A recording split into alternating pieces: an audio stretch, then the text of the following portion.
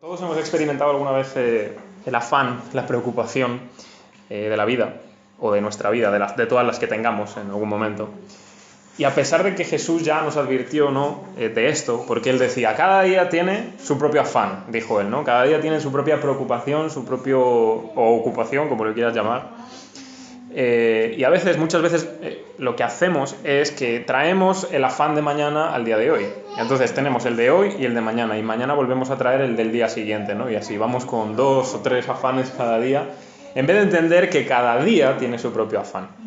Que eso también es interesante porque cada día va a tener algo que se va a salir de nuestro control, de nuestro deseo, ¿no? Hay algo ahí que es el afán, ¿no? Y entonces, ya no solo eso, que vamos trayendo afanes del día siguiente al día de hoy, es que vamos arrastrando lo de los días pasados. Así que esa es nuestra vida en general, aunque Jesús nos advirtió que cada día tiene el suyo propio. Y probablemente os ha ocurrido en momentos o en días simples, sencillos, me refiero, no había nada espectacular ese día tampoco, ¿no? Por ejemplo, a mí me pasa muchas veces que cuando me encuentro mal físicamente, pero mal no de tienes un resfriado, sino te encuentras mal y vas a tener que ir al médico sí o sí. Entonces, yo pido cita y aún así me estoy preocupando de cuando vaya el día a la cita médica que me va a contar. O sea, yo ya he pedido cita, no puedo hacer nada más ese día, ese es el afán de ese día. Pero yo voy trayendo el del día siguiente, preocupándome qué será lo que el médico me va a decir, de qué es lo que me pasa, ¿no? También yo es que soy así un poco, quizás hipocondríaco, ¿no? Pero quizás a vosotros también os ha pasado. Ese mismo día pedís la cita, pues no la tenéis hasta el día siguiente, con suerte, entre comillas, y estáis ahí pensando, bueno, a ver cuándo llega el día, la cita, ¿verdad? O por ejemplo, pasáis un mal momento económico y conseguís hacer frente ese mes a lo que haya que pagar, pero según pagas, ya estás pensando en cómo voy a hacer frente al siguiente mes. Entonces es como que una vez, digamos, cumplido ese afán, viene el otro automáticamente. O sea que no hay tiempo de descanso, ya estamos ocupándonos en lo siguiente que todavía no sucede o nos preocupa, ¿no? Y claro, la herramienta que la Biblia nos da en este tipo de situaciones es la esperanza. Para el afán solo vale la esperanza, pero hoy explicaremos un poco más qué es la esperanza. Porque la esperanza de la que la Biblia nos habla no es la ingenuidad de creer que las cosas van a ir bien en el futuro simplemente porque nos apetece a nosotros que vayan bien, porque si no, no nos mantendríamos psicológicamente estables. Sino que la esperanza de la que la Biblia habla son el cumplimiento de las certísimas promesas de Dios. Esa es la esperanza de la que habla la Biblia. Y es por eso que hoy llamé a este mensaje así, ¿no? Lo de una esperanza inigualable. Porque vamos a meditar realmente en qué es esto y vamos a leer hoy este capítulo de Esther en el que realmente vamos a ver una gran esperanza que hubo para los judíos en aquel entonces, que a ellos les libró y que es la misma que nos libra a día de hoy a nosotros como cristianos cuando enfrentamos también la preocupación acerca del futuro y los afanes de cada día.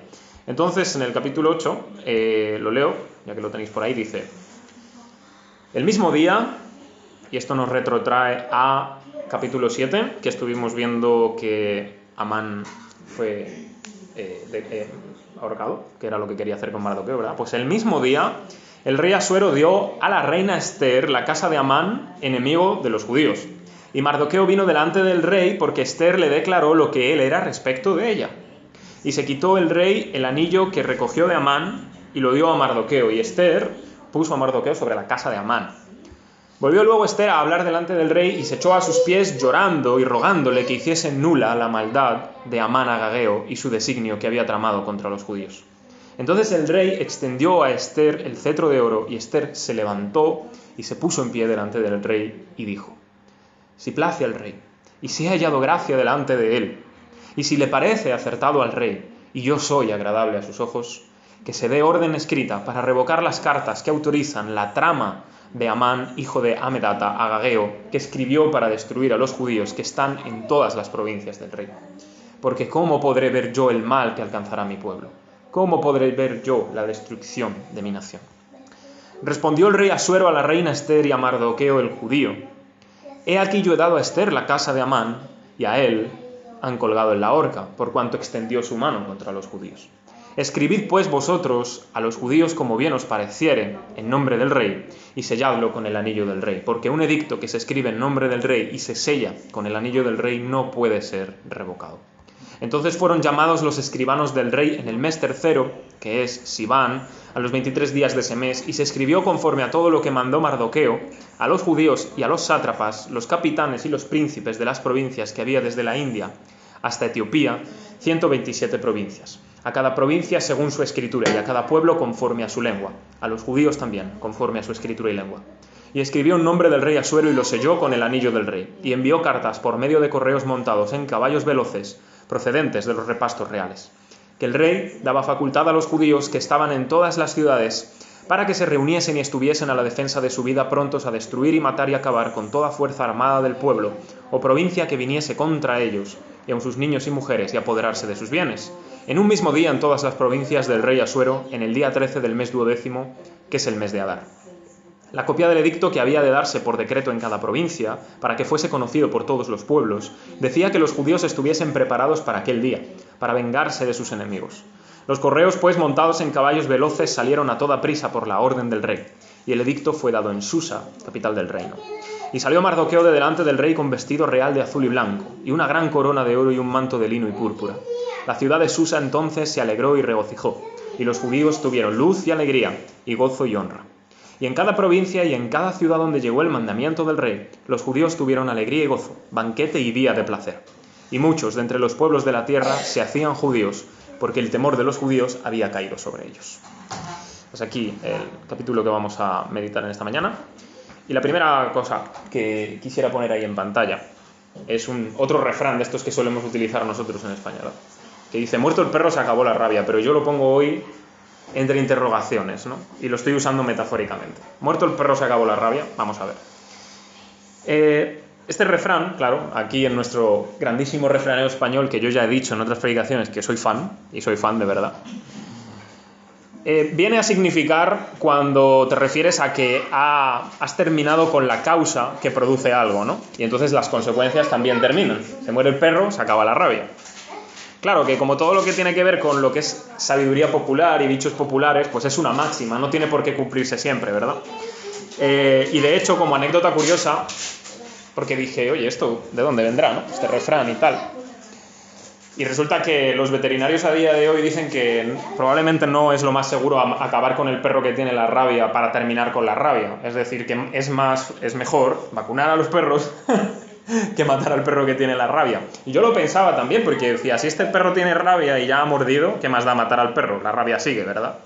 Todos entendemos a día de hoy cómo funciona el tema de los contagios y todo eso, entonces.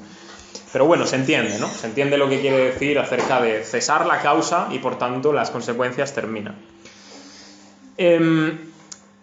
Yo creo que este refrán tiene un poco de relación con lo que vamos a ver hoy, entre interrogaciones, por supuesto, porque una vez que el rey Asuero condena a Amán a la horca que él mismo había preparado para matar a Mardoqueo, ya lo leímos en el capítulo 7, lo único que ha cambiado es que ahora no hay enemigo, pero ya está.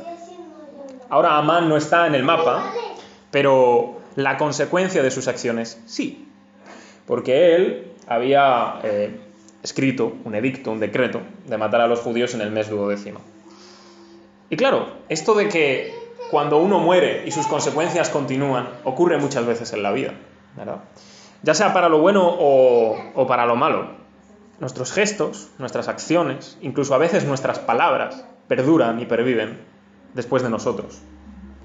Esto es así que, bueno, grandes hombres en la historia, a día de hoy los conocemos porque sus actos y sus palabras de alguna manera siguen perviviendo. Lo que hicieron, ¿verdad? Lo que dijeron. Y claro, el decreto para exterminar a los judíos sigue activo. Amán no está, pero el decreto se cumple, sigue ahí.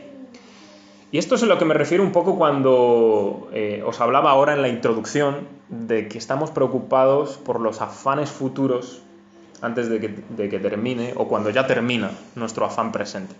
Porque han conseguido que Amán esté fuera de escena. Él ha muerto por orden del rey. Pero tan pronto él desaparece, la siguiente preocupación está a la puerta. ¿Y ahora qué pasa con el decreto? Porque Amán no está, pero a nosotros nos van a matar igual. una nueva preocupación, un nuevo afán en el horizonte, ¿verdad? Y el peligro de la muerte está ahí. Da igual que no esté Amán. El peligro de la muerte está ahí, pero lo peor es que no saben lo que va a pasar. Sí, claro, entienden que hay un edicto contra ellos, pero ¿cómo será ese día? ¿Cuántos vendrán a por ellos? ¿Con qué armas? ¿A por qué cosas irán de ellos? No tienen ni la más remota idea. Entonces ahora es Esther, la que solicita al rey con súplicas, llorando y poniéndose a los pies del rey que los libre. Antes había sido Amán con Esther y no consiguió lo que quería. Ahora es Esther con el rey. Y claro, ella está sufriendo de verdad porque no quiere que su pueblo sea destruido, ¿no? Y además, Esther ya ha declarado quién es ella también, que es judía, y no solo eso, sino también ha declarado qué es Mardoqueo respecto de ella. Que por cierto, lo hemos visto al principio y al final, cómo lo engrandecen también a Mardoqueo. Y claro, este padecimiento, este sufrimiento interno que tiene Esther, y que también entendemos que lo tendría el resto del pueblo judío, ¿verdad? De alguna manera también lo podemos sentir nosotros, ¿no? Porque cuántas veces estamos preocupados por eso, por la incertidumbre de lo que va a ocurrir. Ya no sea solo con nuestra vida, sino también con la vida de la Iglesia, ¿no? Sabemos que hay algo que nos espera, sea X, sea Y, pero no sabemos todo, tenemos dudas, está un poco nublado todo, ¿verdad? A veces no sabemos el día ni la hora, a veces no sabemos qué será, cómo responderá alguien, o cómo será la circunstancia. Pero también nos pasa. Y siempre intentamos ver como todos los modos posibles ante esa cosa que nos va a suceder o que va a ocurrir, para ver si hay algo que yo pueda hacer, si pueda llevar a cabo, para ver si eso cambia o para ver si esa circunstancia que temo, que me afana, no se pueda llevar, ¿no? Y muchas veces, más de las que quisiéramos, el perro se muere y la rabia no se acaba. Porque quitamos la causa, o de alguna manera la causa desaparece, pero sigue reconcomiéndonos lo siguiente, o la siguiente preocupación, el siguiente afán. Y da igual todas las fuerzas que tú tengas en tu corazón, en tu mente, para intentar luchar con esto, que siempre gana. No sé cómo es eso posible, pero siempre gana. Y el futuro y sus preocupaciones y su incertidumbre siempre se presentan ante nosotros como un monstruo gigante que es imposible a veces de derrotar, ¿no? Y se escapa.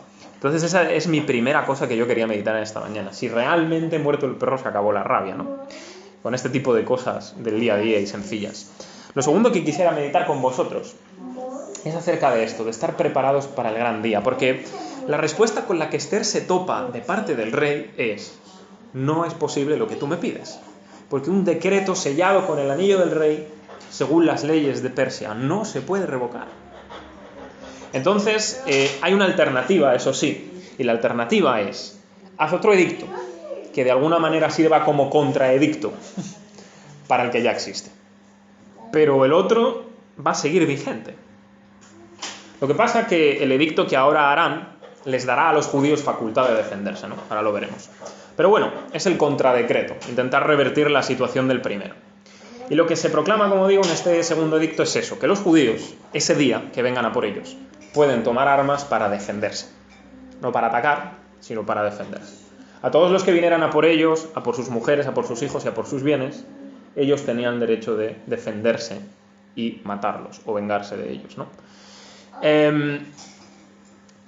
Como digo, era legítima defensa, ¿no? No era que ellos podían tomar la decisión de antes ir a por sus enemigos o de ser ellos quienes ofreciesen, digamos, la primera estacada, sino que era solo defensa. Y aquí hay un gran debate, no solo desde la antigüedad, sino a día de hoy, en la Iglesia cristiana. Porque hay debates acerca de si el cristiano debe o no debe abogar por este tipo de defensa. Y hay iglesias que consideran que debemos ser pacifistas siempre, es decir, si nos atacan debemos actuar pacíficamente y nada más. Hay comunidades a día de hoy todavía así, como menonitas, por ejemplo, o incluso creo que también Amish, que creo que más o menos son lo mismo. Ellos son pacifistas y no toman las armas para nada, ¿verdad? Y de hecho ni siquiera se alistan al ejército por el tema de las armas. También en la antigüedad, en la iglesia cristiana, muchos no se alistaban al ejército. Y esto se usa como argumento de que estaban en contra de las armas. Pero es cierto que ahí hay, digamos, dudas. Porque es verdad que muchos cristianos en la antigüedad no se alistaban al ejército por las prácticas idolátricas que eso implicaba. Entonces, Depende de a quién preguntes, te dirá una cosa, te dirá otra, o le dará más peso a una que a otra, ¿no? Y luego, como digo, aparte del pacifismo, hay iglesias que sí consideran, y esta es mi opinión, que sí podemos hacer uso de la legítima defensa cuando nos atacan. Por ejemplo, cuando hay una guerra y vienen a atacarte a ti, te defiendes. Entonces, el cristiano debería estar en esa guerra, debería defenderse, debería tomar filas. Mi opinión es sí, porque está defendiéndose. Cada uno de vosotros podéis meditar y pensar lo que queráis. Os recomiendo, de hecho, que leáis acerca de esto y os forméis vuestra propia opinión moral y ética sobre esto, pero os comparto la mía, que es que creo que sí. Claro, se ha hablado mucho de la Guerra Santa, ¿verdad? La Guerra Santa es esa guerra que, digamos, está avalada por Dios. Es una guerra en la que tienes tú el permiso de Dios para poder hacer guerra. Seríamos ingenuos si no leyésemos la Biblia pensando que hay veces que Dios mismo ordenó algunas guerras. Y eso es así, a veces las ordenó, no todas. Solo algunas y muy puntuales, es verdad, pero algunas las ordenó. Y otras no, otras fueron meramente humanas. Claro, hoy, a día de hoy, pues cada uno puede decir lo que quiera. Y hay muchos gobernantes que todavía a día de hoy dicen que su guerra es para cristianizar al país al que quieren gobernar. Claro, el problema de todo esto es que probablemente Dios no haya bajado a decirles que deben tomar parte en ese asunto. Pero bueno, eso está ahí, ¿verdad? Y es un tema importante que también debemos considerar. El tema de la Guerra Santa, considerarlo y ver que en la historia ha existido guerras de gente que ha dicho que eran santas y también ha habido en la propia Escritura guerras que Dios ordenó. Pero ya digo que a día de hoy el inteligente que pueda decir eso quizás se esté atreviendo mucho, ¿verdad? Pero bueno, pienso que los cristianos pueden defenderse legítimamente ante quienes van a por ello, ¿no? Aunque es cierto también que hay otras partes de la Escritura en las que vemos cómo Jesús nos llama a incluso renunciar a ciertos derechos propios cuando otros nos atacan. Yo pienso que al final, dentro de lo que cabe, hay momentos y momentos, circunstancias y circunstancias, y también el Espíritu Santo guía mucho en estos asuntos. Porque, por ejemplo, en la antigüedad, ¿cuántos mártires hubo que prefirieron morir antes que defenderse? Y sin embargo, ha habido otros cristianos, y a día de hoy los están, perseguidos, que prefieren huir antes que morir. ¿Quién está equivocado? ¿Quién está acertado? Yo pienso que no existe una respuesta correcta respecto a eso, ¿no? Y creo que cada uno intenta hacer lo mejor posible dentro de su entendimiento y dentro de su percepción. Pero aquí hubo también muchos problemas, sobre todo en la antigüedad, en la iglesia cristiana, porque cuando les perseguían, hubo algunos que renegaron de su fe en Jesús para que no los persiguieran. Y después, cuando la persecución terminó, volvieron y dijeron, ahora queremos volver a entrar en la iglesia. Y hubo un problema, porque había un bando que decía, no los podemos aceptar porque apostataron de Jesús. Y otros que decían, bueno, ellos se han arrepentido y regresan, vamos a aceptarlos. Y también hubo allí problemas, para que veáis que no ha sido sencillo ni fácil todo este tema. Pero bueno, creo que el Espíritu va dirigiendo también en estos momentos. ¿Qué habrá que hacer? ¿Huir? ¿Defenderse? Bueno, no puedo dar una respuesta 100% correcta, doy mi opinión. Pero lo que yo destaco de este día es que los judíos se prepararon para ese día. Y nosotros sabemos, porque lo leemos en el Nuevo Testamento, que también hay un día terrible que está por venir al mundo y que se nos llama a prepararnos, ¿verdad? Jesús nos llama a velar y a estar preparados para ese día. El día en el que Él regrese, el día en el que Él vuelva para juzgar, para dar la retribución de parte del Señor. Y en Apocalipsis, de hecho, da una imagen bastante poderosa de Él, porque dice que Jesús es el que pisa el vino, el lagar de la ira del Dios Todopoderoso. O sea, Él viene a traer ese día también, ¿no? Y nos dice que tenemos que estar preparados. Pero ¿cuál es la preparación que el cristiano debe tener para ese día? Porque no son las armas, porque no vamos a tomar armas para luchar contra Dios, ¿verdad? Sería mezquino, sería inútil, sería absurdo. Entonces, la manera de prepararse para ese día en el que Dios regrese es haber colocado en Él nuestra fe, tener la esperanza de que realmente estamos a salvo en Jesús, de que Él es ya no nuestro juez para malas, sino nuestro abogado para defendernos, ¿verdad? Y ese día no solo es el día de estar preparados y el día de la ira para los incrédulos, es el día de la victoria del pueblo de Dios, como lo fue para estos judíos en aquel entonces. El día en que Jesús regrese, la Iglesia vencerá, por fin, a todos sus enemigos, sin necesidad de tomar las armas, sin necesidad de que la Iglesia sea quien imponga por la fuerza su victoria, sino que Dios mismo hará que esa victoria sea posible, ¿verdad? Él se encargará de destruir a los malos con la espada de su boca, dice en Apocalipsis. Me gusta siempre mucho esa expresión, porque es su propia palabra. Y por último, si hemos hablado de estar preparados para el gran día, quería terminar, cómo no, con lo importante, con el gozo y la salvación de parte de Dios que viene a esta gente y que también viene a nosotros. ¿Bueno? Porque no hay otra narrativa que más encontremos a lo largo de todas las Escrituras que lo siguiente, que Dios salva y libra a su pueblo todas las veces que lo requiere, y de muchas formas y de muchas ocasiones. Y es también lo que encontramos en los últimos versículos de este capítulo que hemos leído hoy. Porque cuando envían los correos con esta nueva orden de que los judíos se pueden defender, lo primero que contemplamos es: Mardoqueo sale totalmente en gloria, vestido casi prácticamente como un rey. Y del mismo modo los ciudadanos que estaban en la capital, en Susa, dice que tuvieron alegría, gozo, luz y honra. Y me encantan estas expresiones que utiliza, ¿verdad? Luz, gozo, honra, alegría, estas cosas son las que tenían.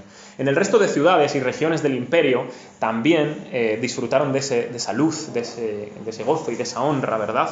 Pero especialmente nuestro texto termina con un apunte interesante, y es que parece que hubo conversiones, porque dice que muchos se unían a los judíos por el temor de los judíos.